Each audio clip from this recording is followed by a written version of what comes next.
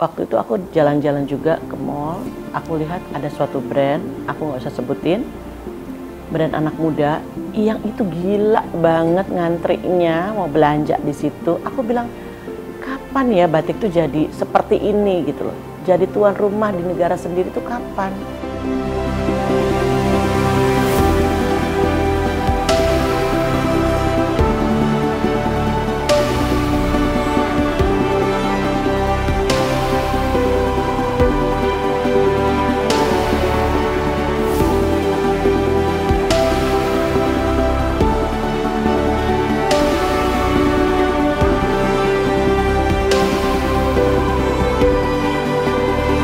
Waktu my golden age ya, waktu kecil sekali, kita pindah ke Jogja.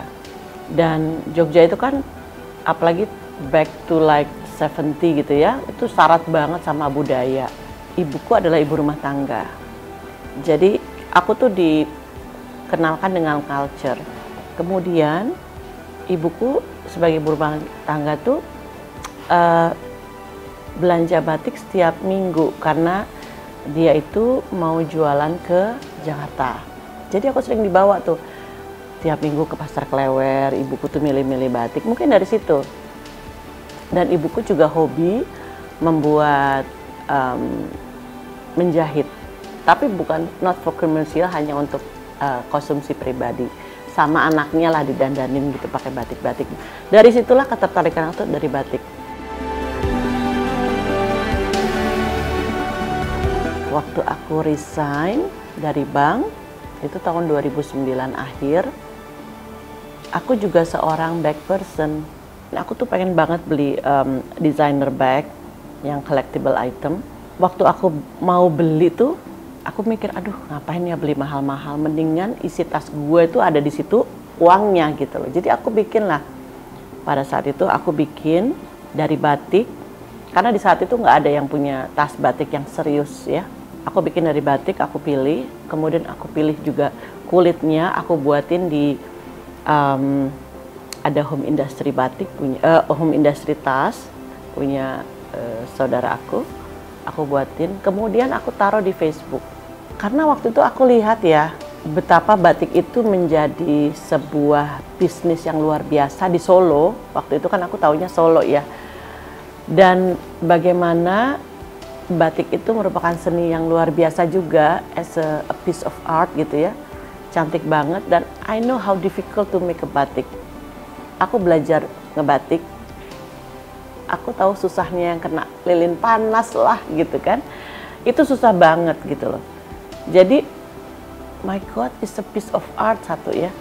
Batik itu old school, zaman generasi kita itu, aduh yang kalau pakai batik itu aduh kok ini banget gitu loh, nggak banget gitu loh, nggak hits gitu. Nah, disitulah kemudian waktu itu aku jalan-jalan juga ke mall, aku lihat ada suatu brand, aku nggak usah sebutin, brand anak muda yang itu gila banget ngantrinya mau belanja di situ. Aku bilang, kapan ya batik tuh jadi seperti ini gitu loh, jadi tuan rumah di negara sendiri tuh kapan?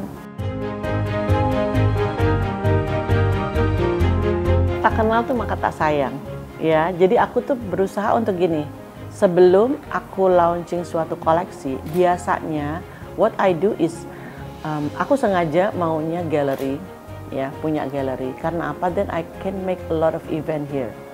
Aku sengaja nggak mau buka di mall karena uang sewanya mahal satu, dan at the same rate aku bisa nyewa di sini dengan I have gallery, I have office, I have workshop.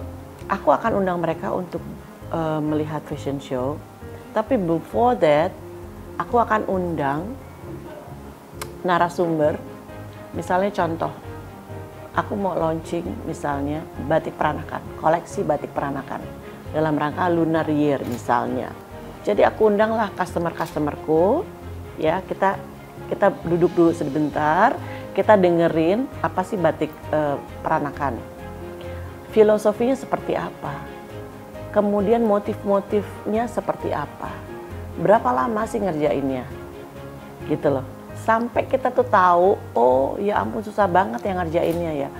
Oh ternyata membuat suatu sehelai batik peranakan tuh takes like 3 months to make it minimum. Setelah itu baru kemudian aku fashion show.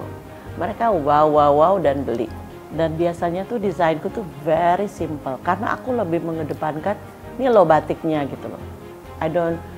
Aku nggak bikin renda-renda, aku nggak apa, tapi I use very simple cut ya. So yang keluar adalah batiknya. Jadi yang mau pakai anak muda sampai orang tua juga mereka berani pakainya. Iya, kenapa Yunani? Karena aku diajak sama waktu itu kan aku dulu salah satu one of my client itu adalah direktur Garuda. She's very in love with batik chic. Jadi ditanya, Nov, lo mau nggak ke pameran ke luar negeri? Bu, mau banget. Kemudian ke Turki juga. Itu yang aku bawa adalah selain batik Tuban, aku bawa juga batik-batik Indramayu.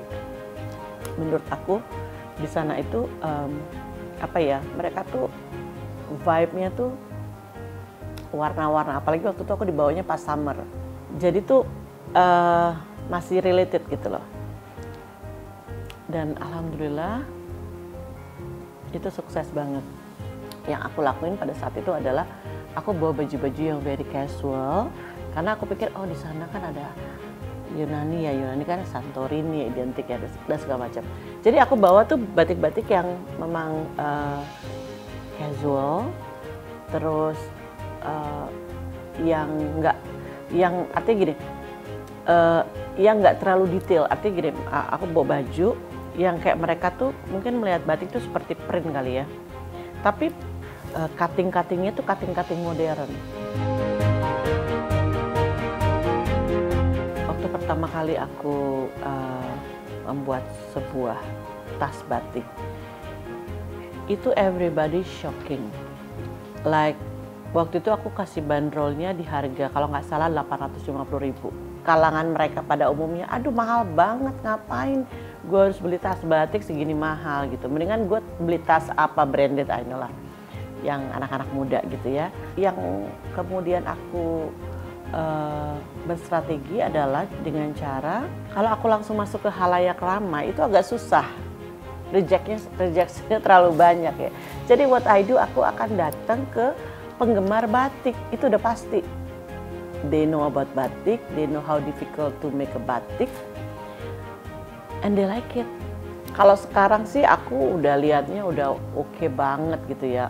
I mean like pemerintah support, everybody wear it gitu ya. Nggak tua, nggak muda, semua pakai. Tapi nggak sekarang dengan desain yang lebih kekinian ya, dengan desain yang nggak terlalu berat, dengan mungkin ada perpaduan antara bordir dengan batik dan lain sebagainya, itu bisa dipakai sehari-hari. Jadi batik as a lifestyle gitu. Jadi aku sih ngelihatnya sekarang malah untuk segmen kebaya nih luar biasa banyaknya aku sekarang di kayak Kesko akulah di situ. Karena everybody goes to kebaya.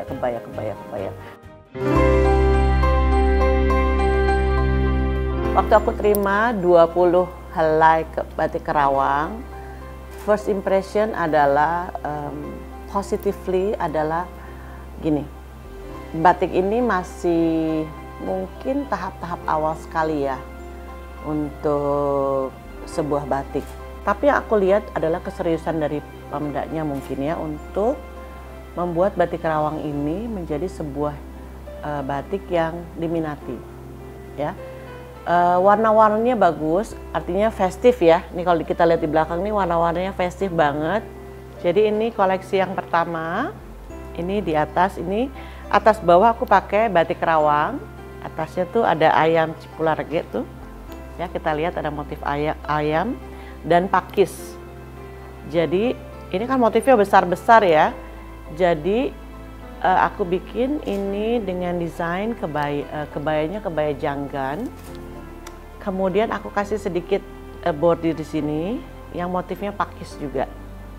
Jadi biar satu gitu ya.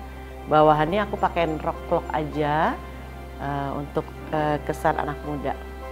Pas mix and match aja aku agak kesulitan Tapi ini quite masih nyambung sih. Dan body ini aku sengaja ambil motif yang ada di atas, yang di motif ayam dan pakis ini, jadi aku bikin sedikit motif pakis di sini, biar agak sedikit nyambung. Ini masih dengan motif yang sama, ya kita lihat ada motif ayamnya nih, ada mega mendung di sini, ya. Kita coba dengan penampilan yang lain, kita coba desain dengan kutu baru, ya. Ini desainnya kutu baru. Kita tambahin sedikit bordir di sini nih kanan kirinya nih, biar agak-agak manis ya tampilannya, dengan motifnya motif pakis di sini. Kemudian sengaja kita nggak matchingin dengan batik rawang juga, karena aku lihat nggak ada yang bagus ya untuk di matchingin untuk ini. Jadi aku pakai bahan polos aja yang serupa dengan batiknya. Coba lagi. Untuk aksesorisnya kita bisa pakai giwang dan nanti ada sedikit bros biar lebih cantik.